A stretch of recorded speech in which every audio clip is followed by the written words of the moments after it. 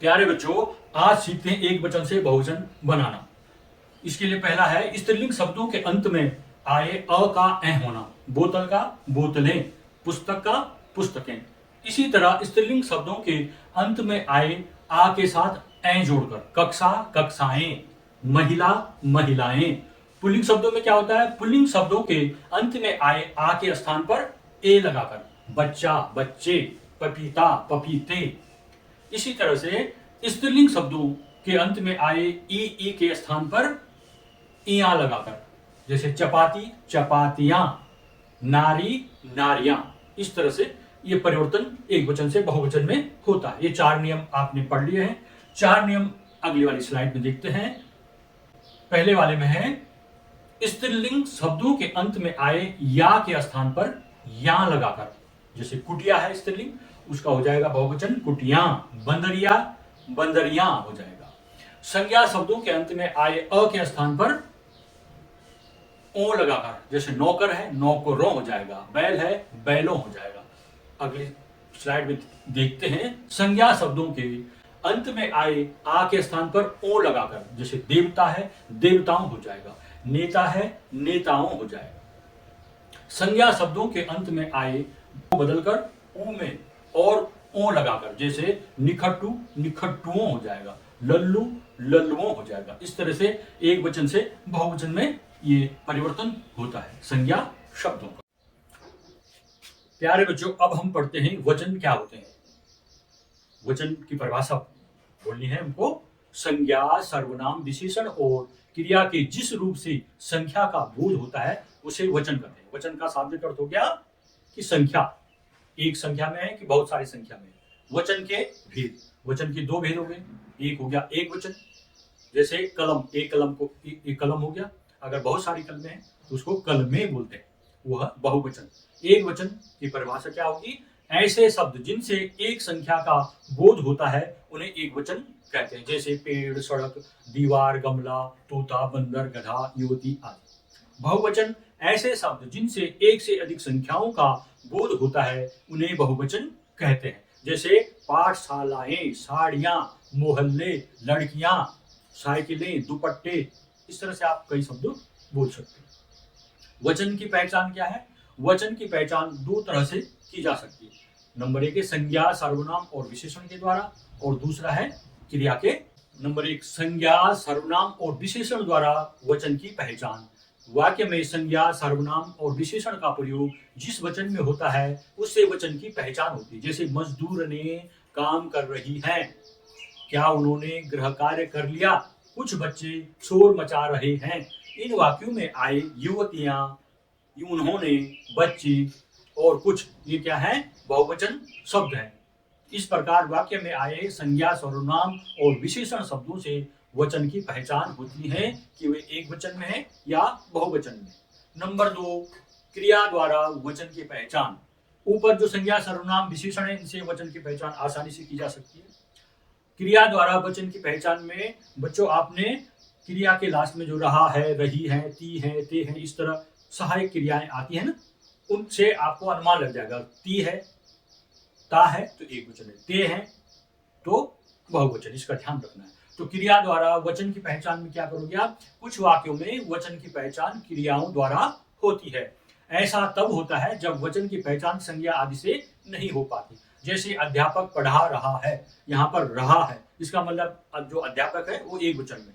अगर ऐसे बोले अध्यापक पढ़ा रहे हैं तो यहाँ पर जो अध्यापक है वो बहुवचन है। इसी तरह से पेड़ गिर गया तो एक वचन है, अगर पेड़ गिर गए एक तो बहुवचन हो गया। तो क्रिया के द्वारा हम एक वचन और बहुवचन की पहचान कर सकते हैं। कुछ वचन ऐसे होते हैं जो हमेशा एक वचन में रहते हैं, सदा एक वचन रहने वाले कुछ शब्द हैं। कुछ संज्ञा शब्द सदा एक वचन में रहते हैं, इनका प्रयोग सदा एक वचन के रूप में होता है, जैसे भीड़, जनता, आक्रोश, सोना, लोहा, दूध, घी, मक्खन, पानी, वर्षा। जैसे भीड़ है, भीड़ से लग रहा है बहुवचन है, लेकिन इनको एक वचन के रूप में प्रयोग। जैसे भीड़ बहुत थी, तो यहाँ पर भीड़ क्या है? एक वचन है। जनता का फैसला अंतिम नहीं होता, तो यहाँ पर ता है तो ये भी एक वचन है। इसी प्रकार आकाश भी एक वचन। भाववाचक संज्ञाएं एक वचन में प्रयुक्त होती है, जैसे आमों में मिठास है, आमों में मिठास है, ये क्या है, भाववाचक संज्ञा कौन है, मिठास, और वो एक वचन में। प्रेम हो जाता है, ये भी एक वचन में। धातुओं का बोध कराने वाली द्रव्यवाचक संज्ञाएं एक वचन में प्रयुक्त होती है, जैसे लोहा, सोना, चांदी। जैसे लोहा मजबूत होता है, लोहा मजबूत होते हैं नहीं होता, कभी नहीं सुना होगा आपने, लोहा मजबूत है आपने सुना होगा।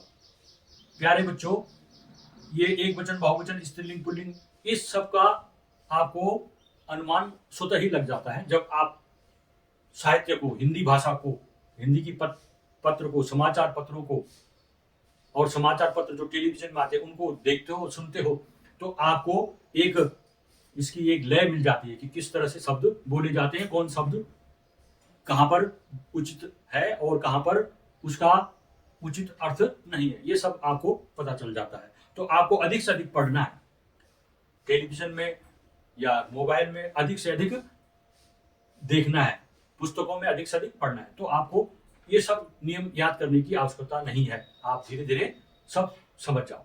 कुछ संज्ञा शब्द सदा बहुवचन में रहते हैं, इनका प्रयोग सदा बहुवचन के रूप में होता है, जैसे होश, प्राण, आंसू।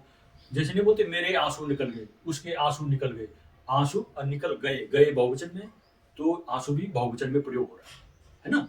हस्ताक्षर, आदमी हस्ताक्षर करते हैं, तो जो हस्ताक्षर है वो भी बहुवचन में, मेरे हस्ताक्षर सही नहीं है, उसके हस्ताक्षर नहीं मिल रहे हैं, तो यहाँ पर क्या है, हस्ताक्षर बहुवचन में प्रयोग हो रहा है।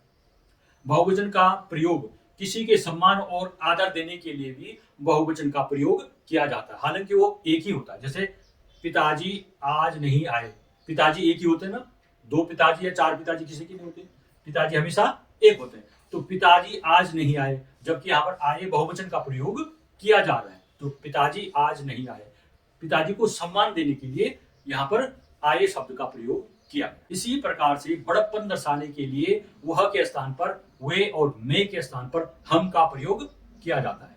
जैसे हमने तुम्हारा कार्य कर दिया है, तो एक आदमी है वो दूसरे से बोल रहा है हमने तुम्हारा कार्य कर दिया है। अगर वो एक आदमी दूसरे से, इस तरह से वो बड़प्पन दर्शाने के लिए बोला जा रहा है।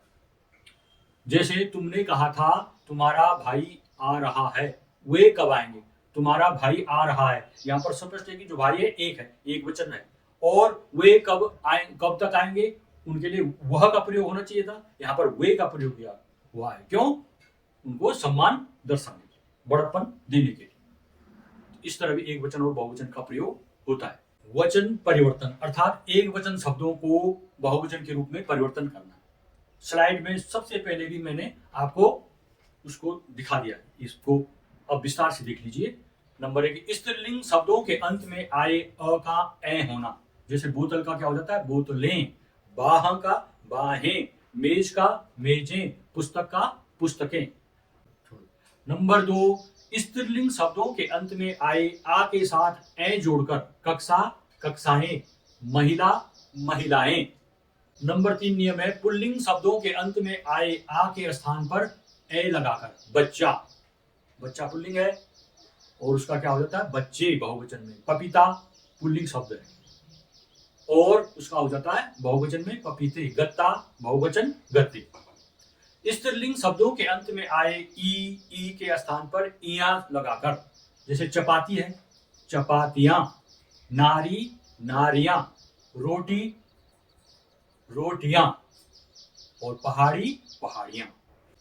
अगला है स्त्रीलिंग शब्दों के अंत में आए या के स्थान पर या लगाकर, जैसे है कुतिया, कुतिया, उसका बहुवचन होगा कुतियां। डालिया, डालियां, कुटिया, कुटियां, बंदरिया, बंदरियां, चूहिया, चूहियां, चिड़िया, चिड़ियां।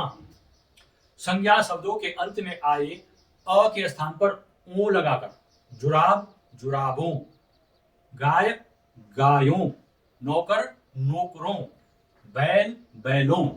7वां है संज्ञा शब्दों के अंत में आ के साथ ओ लगाकर, देवता, देवताओं, नेता, नेताओं, दादा, दादाओं, बेटा, बेटाओं, चाचा, चाचाओं। इनका एक वचन से बहुवचन। 8वां है संज्ञा शब्दों के अंत में आए ऊ को ऊ में बदलकर और ओ लगाकर, ऊ को तो छोटी ओ में बदल देना है और ओ लगा देना है। जैसे निखट्टू है, निखट्टुओं हो जाएगा। लल्लू है कोई, उसको बोलेंगे बहुत सारे हैं, लल्लुओं हो जाएगा। उड़ाकू, उड़ाकुओं। लड़ाकू, बहुत सारे लड़ाकू हैं तो हो जाएंगे लड़ाकुओं। मेरे चैनल को सब्सक्राइब कीजिएगा। अगर आपको ये वीडियो पसंद आ रही है तो आप वीडियो को लाइक कीजिएगा, कमेंट कीजिएगा और इसको शेयर भी कीजिएगा। अगर आप इस चैनल में नए हैं तो मेरे चैनल को सब्सक्राइब भी कीजिएगा। धन्यवाद।